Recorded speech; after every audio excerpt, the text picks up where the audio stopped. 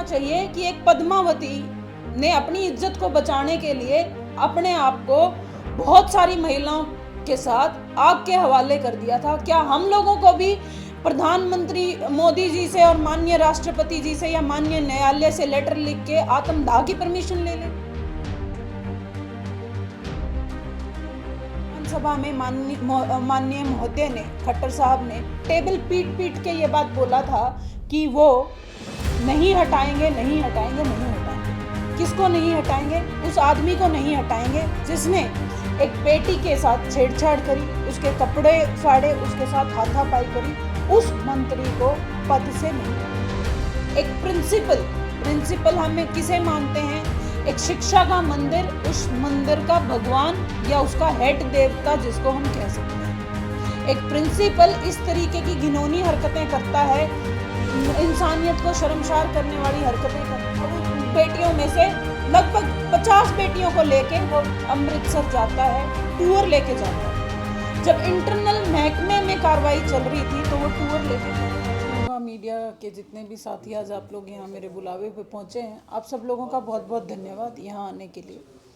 अक्सर आप पिछले बहुत सारे दिनों से देख रहे हैं हरियाणा में जो घटनाएं हो रही हैं, खासकर बेटियों के लिए जो घटना हो रही हैं, और आपके निकटवर्ती उचाना में भी एक बहुत बड़ी घटना हुई है। इसी को लेके आज आप लोगों के माध्यम से रूबरू होने के लिए मैंने आप लोगों को यहाँ आमंत्रित किया है। आप लोगों के पहुँचने का बहुत धन्यवाद।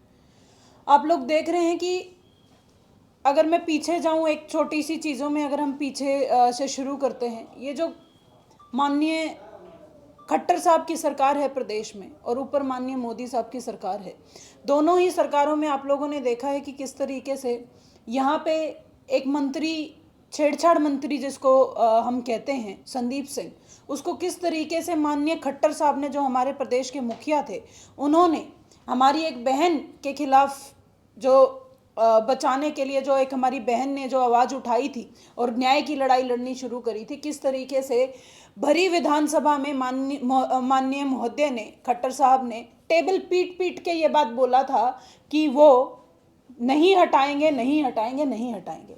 किसको नहीं हटाएंगे? उस आदमी को नहीं हटाएंगे जिसने एक बेटी के साथ छेड़छाड़ करी, उसके कपड़े फाड़े, उसके साथ हाथापाई करी। उस मंत्री को पद से नहीं हटाएंगे। इतने असंवेदनशील हमारे माननीय खट्टर जी हैं। उसके बाद आपने देखा किस तरीके से हमारी जो पहलवान बेटियां थीं, उन्होंने न्याय मांगने की गुहार के लिए जंतर मंतर पे एक धरना, कितना लंबा लड़ाई लड़ी।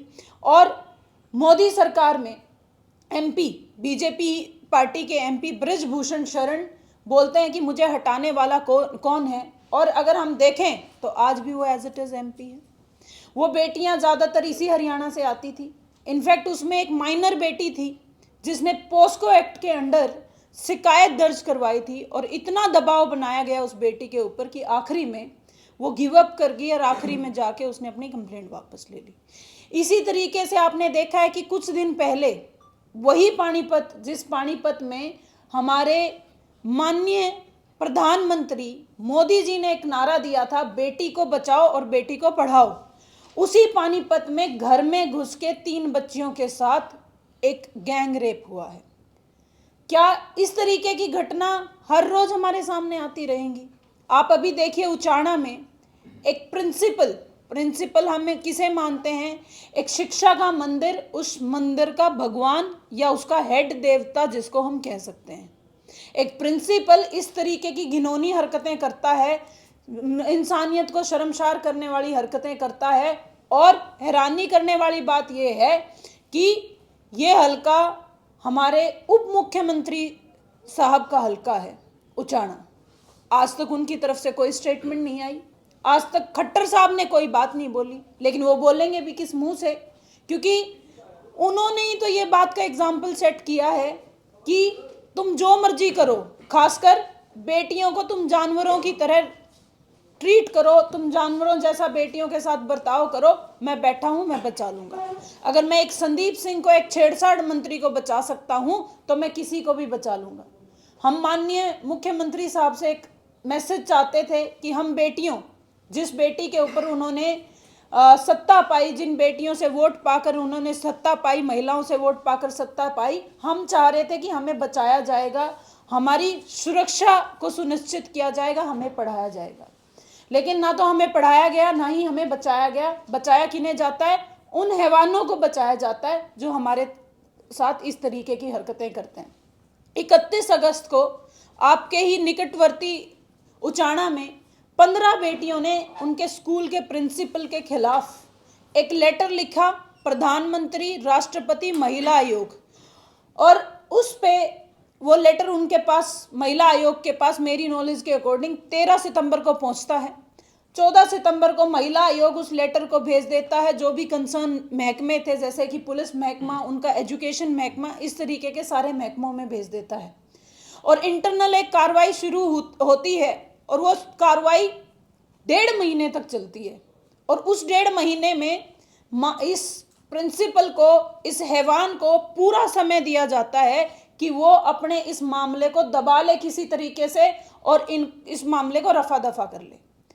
उसी के तहत वही प्रिंसिपल 25 अक्टूबर को उन बेटियों में से लगभग 50 बेटियों को लेके वो अमृतसर जाता है, टूर लेके जाता है। जब इंटरनल महकमे में कार्रवाई चल रही थी तो वो टूर लेके गया कैसे?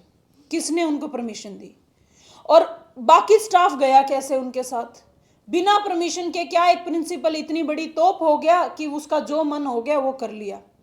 50-50 बेटियों को वो बिना किसी परमिशन के, लड़कियों को लेके वो टूर पे गया कैसे? और 3-3 दिन तक उनको वहां पे रखता है, जिसके ऊपर ऑलरेडी ऐसी कार्रवाई चल रही है, ऐसी एक छानबीन चल रही है। वो किस तरीके से उन बेटियों को लेके चला गया? जब सरकार को ये सुनिश्चित हो गया, महकमे को ये पता चल गया कि ये बेटियां अब कन्विंस नहीं हो रही हैं, चाहे इनको अमृतसर लेके कन्विंस किया जाए, इनके ऊपर जो भी प्रेशर बनाया जाए, आखिरी में 1.5 महीने बाद पुलिस FIR दर्ज करती है। क्या ये बहुत बड़ा सवालिया निशान नहीं है? आप लोगों ने देखा है, मैं तो धन्यवाद करूंगी मीडिया के साथियों का कि ये मामला नहीं तो दब जाता पूरी तरह अगर आप लोग सामने ना आते।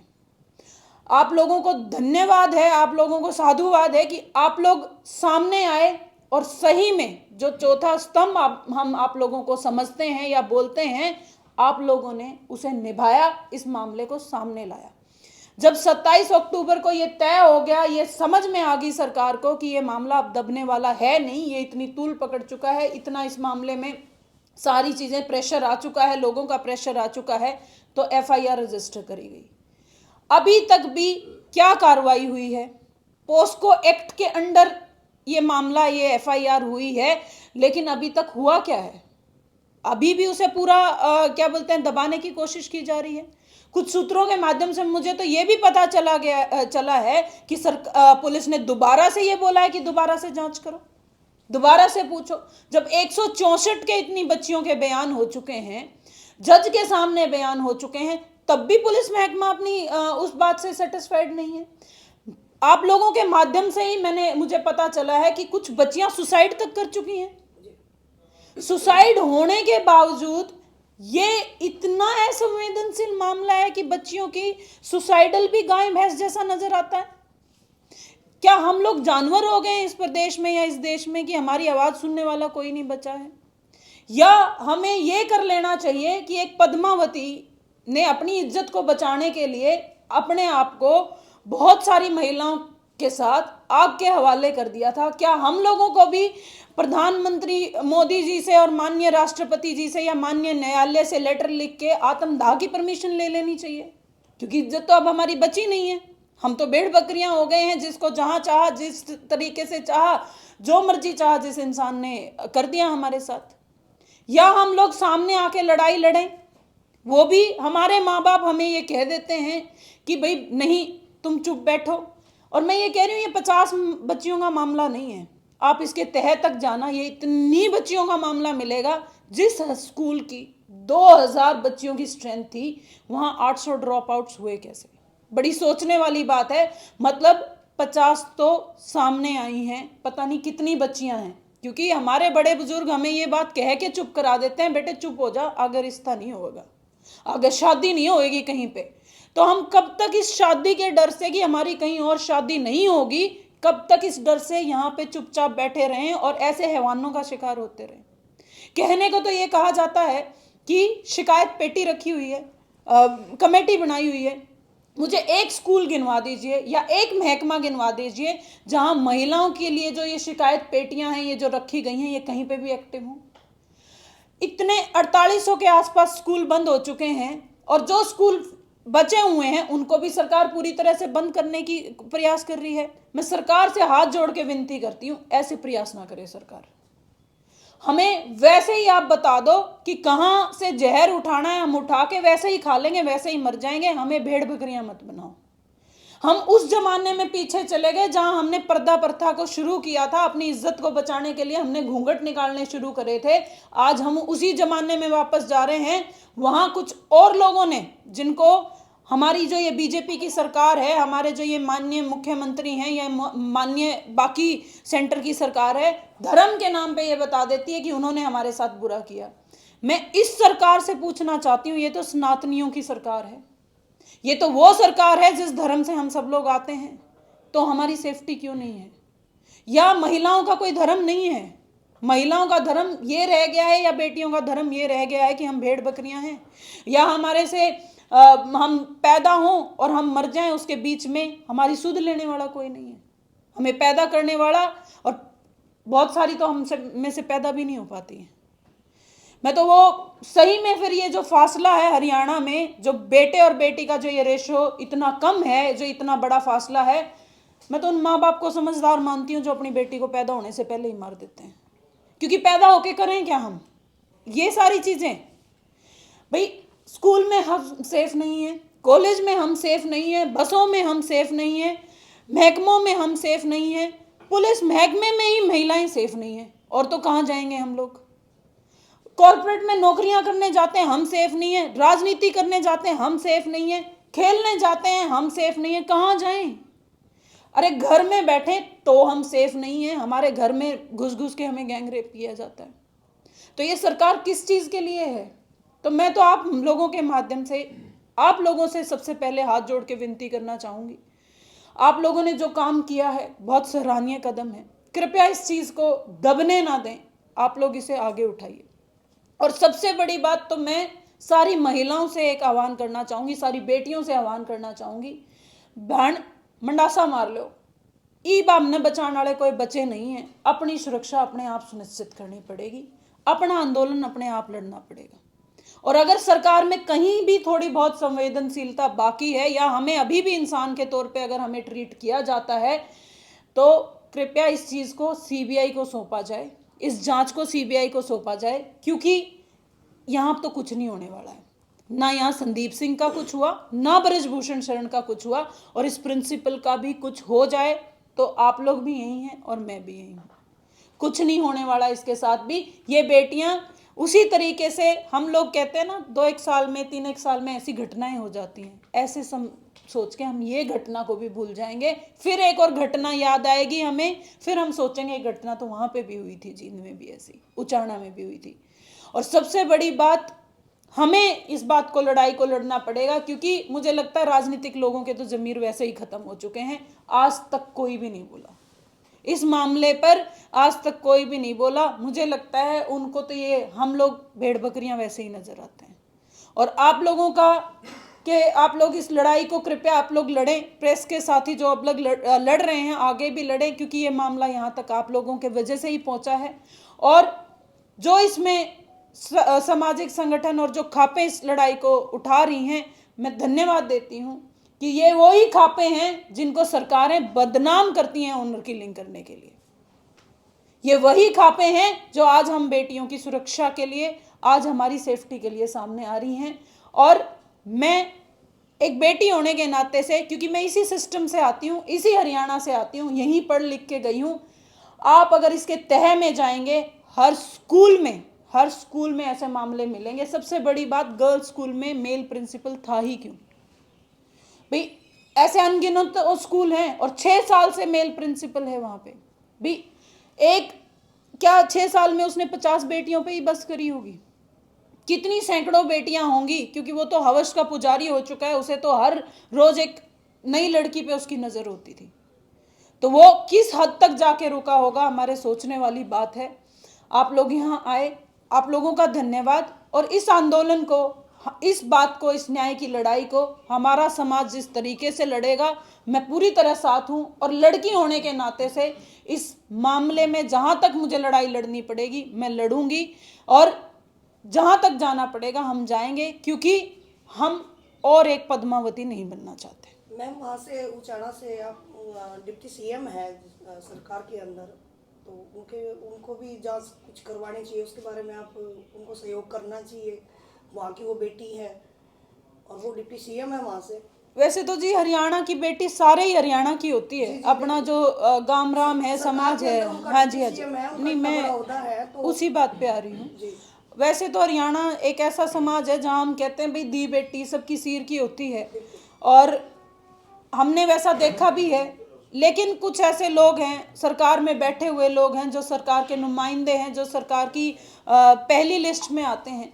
माननीय डिप्टी चीफ मिनिस्टर साहब से मैं कहूँगी, वो भी किसी के भाई होंगे, वो भी किसी के बेटे होंगे, और कल को उनके घर पे भी कोई बेटी जन्म लेगी या उनके, वो भी किसी के बाप बनेंगे। तो इतनी संवेदनशीलता रखें कि ये बात देखें धरातल पे आके कि हमें कैसा फील हो रहा है, क्योंकि सबके घर में औरत है। सोनिया जी, आपने कहा कि ऐसा कुछ सुनने में आ रहा है कि किसी ने सुसाइड किया है, कोई बेस है आपकी इन बातों का? कोई एक एग्जांपल कहीं? देखिए जी, मैंने आप लोगों के माध्यम से ये रिपोर्ट पढ़ी थी, और ऑन रिकॉर्ड है या कैसे है जो आप जी मैंने पढ़ी है। मेरे पास इस चीज़ का कोई ये नहीं है, मैंने मतलब मेरे पास सबूत नहीं है इस समय कोई भी। मैं जाऊंगी, अभी उचाना जाऊंगी, आज ही जाऊंगी, और कल भी मैं उचाना में ही हूँ। मैं पूरी कोशिश करूंगी कि इन चीज़ों के तथ्य तक पहुंचा जाए। और सबसे बड़ी बात है कि हम एक सुसाइड को सोचें या 2 सुसाइड को सोचें, 50 बच्चियां सामने, 164 के बयान हो चुके हैं, और सारे बच्चे लगभग माइनर हैं। इससे बड़ा क्या हमें प्रूफ चाहिए कि हम लोग किस तह तक जाएंगे क्या? या फिर हम इस प्रूफ का वेट करेंगे कि और 2, 4, 5, 10 ऐसे एग्जाम्पल सामने आए कि सुसाइड हुए हैं, क्योंकि सामने बच्चियां आके बोल चुकी हैं। सोनिया जी, अगर देखा जाए प्रिंसिपल एक बड़ा ओहदा होता है, क्या मानते हैं इसके पीछे किसी पॉलिटिकल हाथ भी इनके साथ हो सकता है? पॉलिटिकल हाथ तो जी पूरी तरह से है। आप देखिए कि 1.5 महीने का अगर आपको टाइम दिया जाता है डिपार्टमेंट की तरफ से, सबसे बड़ा सवालिया निशान तो शिक्षा डिपार्टमेंट, शिक्षा मंत्रालय पे है। दूसरा सबसे बड़ा सवालिया निशान क्या बोलते हैं, यहाँ की महिला बाल कल्याण मंत्री के ऊपर है कि वो आज तक नहीं बोली हैं। और अगर पॉलिटिकल बैकअप ना होता तो 1.5 महीने का आपको और मुझे समय मिलेगा क्या? ऐसी घिनौनी हरकत अगर आप जैसा कोई या मेरे जैसा कोई आम आदमी कर देगा, 1 मिनट भी नहीं मिलेगा। क्योंकि प्रावधान तो यही है कि किसी भी महिला के साथ अगर कुछ बुरा हुआ है, इस तरीके का हुआ है, और स्पेशली वो तो माइनर बच्चियां हैं, पोस्को एक्ट के अंडर मुकदमा दायर होना था, वो तो पहले गिरफ्तारी होनी थी, बाद में बाकी सारी चीज़ें कुछ होनी थी। लेकिन आपको 1.5 महीने का समय दिया गया कि आप अपने आप को बचाइए, सबूतों को ख़त्म कीजिए। जैसे ब्रजभूषण शरण को और संदीप सिंह को, इस छेड़छाड़ मंत्री को समय दिया गया था, उसी तरीके से इस प्रिंसिपल को भी समय दिया गया पूरा। मीन्स सत्ताधारियों का संरक्षण है इस मामले में पूरी तरह है जी। अगर सत्ताधारी संरक्षण ना होता तो कोई और करके देख ले आम इंसान कुछ ऐसा घिनौनी हरकत, 5 मिनट के अंदर आप जेल में ना मिले तो। सोनिया जी, हर गवर्नमेंट सेक्टर में सरकार की हिदायत अनुसार महिला उत्पीड़न के लिए एक कमेटी गठित की जाती है, तो उस कमेटी में महिलाएं भी होती हैं, महिलाएं टीचर भी उसका एक पार्ट होती हैं। क्या कहीं आपको लगता नहीं कि महिलाओं में भी संवेदनशीलता खत्म होती जा रही है? यदि वो उस मामले को उसी लेवल पे ट्रीट करते, उसकी कहीं उनका सोल्यूशन करते, तो निश्चित तौर पे ये इतना बड़ा मामला नहीं होता। क्या जी, आप बिल्कुल सही बात बोल रहे हैं। अक्सर पड़ोसी की आग हमें आग नज़र नहीं आती है जब तक वो हमारे घर में नहीं लगती है। तो संवेदनशीलताएं तो सबकी ही खत्म हुई हैं। और अगर महिला टीचरों की स्कूल में संवेदनशीलता होती तो ये मामला यहाँ तक पहुँचता ही नहीं था। उन्होंने ये समझ के इग्नोर किया, हमें क्या, ये किसी और की बेटियां हैं। लेकिन बेटी तो सबकी बेटी होती है, और अक्सर आग अपने घर में भी पड़ोस से लगती है। जिन बड़े बड़े स्कूलों में इन टीचर्स की बेटियां पढ़ती हैं, जो ये महिला टीचर या बाकी टीचर हैं, आपको क्या लगता है वो सुरक्षित है वहाँ पे? और शिकायत पेटी या जो भी कमेटी गठन हुई है, किस महकमे में एक्टिव है? किसी भी महकमे में कोई भी जो ये कमेटी बनी है, मुझे एक महकमा गिना दो जहाँ ये एक्टिव हो कहीं पे। जब मुख्यमंत्री खट्टर साहब एक ऐसे आदमी को बचाने में लगे हुए हैं जिसके ऊपर सही में इल्जाम साबित हो चुके हैं, तो आपको क्या लगता है कि ऐसी कोई कमेटी का कोई रेलेवेंस या अस्तित्व बाकी होगा प्रदेश में? तो नहीं, आपको उस पे प्रिंसिपल पे आप आरोप लगा रहे हो ऐसे ऐसे था, लेकिन आपको लगता है कि एक प्रिंसिपल इतना कुछ कर सकता है, उसके स्टाफ को कुछ पता नहीं होगा उन्होंने जिस तरह से आंखें बंद कर रखी? साहब मैं आरोप नहीं लगा रही हूँ, 164 के बयान हो चुके हैं, जज के सामने बयान हो चुके हैं, ये साबित बात है, आरोप नहीं लगा रही हूँ। आरोपों के तहत पे आरोप, जब भी मुझे कहा गया था कि मैं संदीप सिंह उस छेड़छाड़ मंत्री पे आरोप लगा रही हूँ, वो बात भी तय हुई, वो बात भी खुद कोर्ट ने माना कि उसने गलत किया है। ये भी 164 के बयान इन बच्चियों के हो चुके हैं। इन 40-50 बच्चियों में से कोई भी किसी पॉलिटिकल घराने से नहीं आती है, किसी का भी किसी भी तरीके से कोई राजनीतिक बैकग्राउंड नहीं है कि वो राजनीति करने के लिए या फेमस होने के इस तरीके की कोई बात कर रही हैं। तो वो बड़े आम से घर से, बड़े लोअर मिडिल क्लास फैमिलीज की बच्चियां हैं। अदर स्टाफ भी था जी, मैं उसी बात पे आ रही हूँ। तो उनकी नॉलेज में होगा, 100% होगा, लेकिन अदर स्टाफ पे अभी तक कोई एक्शन नहीं हुआ। कमाल की बात यह है कि वो जो का तो बना हुआ है, कोई भी सस्पेंशन नहीं हुआ है, कोई भी और कार्रवाई नहीं हुई है। बात इस समय इस नाकाम सरकार की है जो डबल टायर सरकार स्टेट में चल रही है। महिलाओं को इन्होंने भेड़ बकरी से ज्यादा, या एक ऑब्जेक्ट, एक चीज जो सांस लेता है, उससे ज्यादा कोई नहीं है। हम महिला आयोग की चेयरमैन का जो कदम है, उनके कदम से आप संतुष्ट हैं? बिल्कुल नहीं हूँ। अगर मैं एक FIR में महिला आयोग की चेयरमैन होती तो मैं सिर्फ इसको रेफर करने तक चुप्पी ना खींचती।